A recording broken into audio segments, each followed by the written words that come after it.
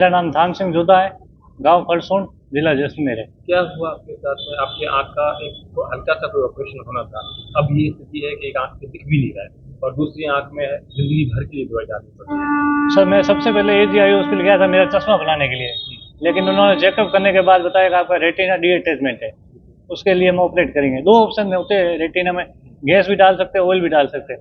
लेकिन ऑपरेशन तक मेरे को बताया गया आपके गैस डालेंगे, ऑयल नहीं डालेंगे।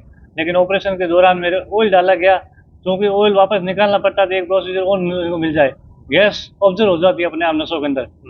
लेकिन ऑपरेशन के दौरान भी बहुत ज़्यादा लापरवाही बरती गई। ऑपरेशन के दौरान मेरा लेंस को नीचे गिराया गया और वही लेंस वापस लगाया गया।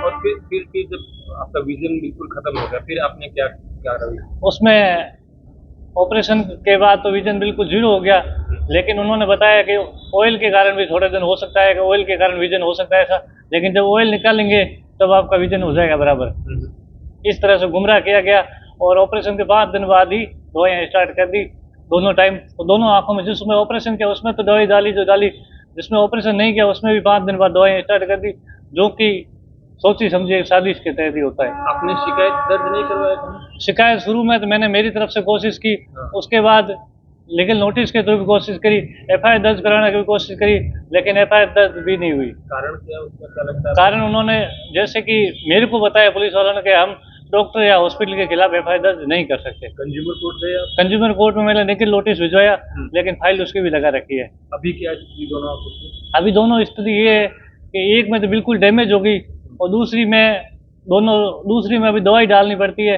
और दवाई लगातार कितना टाइम तक डालेंगे, 5 साल 7 साल, उसके बाद तो दवाइयों का भी साइड इफेक्ट होता है, केमिकल होता है, वो लेंस भी जलेगा और आई दूसरी भी डैमेज होगी।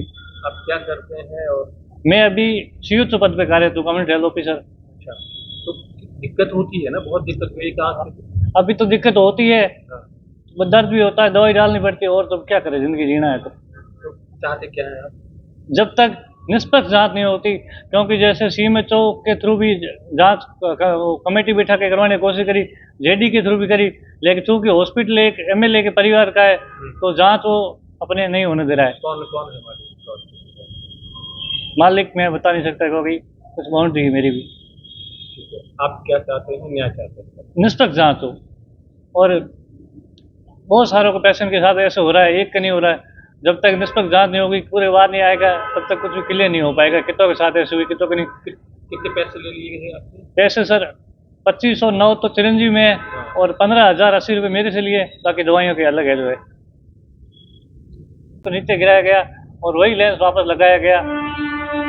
और फिर जब आपका विजन बिल्कुल खत्म हो गया, फिर आपने क्या क्या रवैया? उसमें ऑपरेशन के बाद तो विजन बिल्कुल जीरो हो गया, लेकिन उन्होंने बताया कि ऑयल के कारण भी थोड़े दिन हो सकता है, कि ऑयल के कारण विजन हो सकता है ऐसा, लेकिन जब ऑयल निकालेंगे तब आपका विजन हो जाएगा बराबर।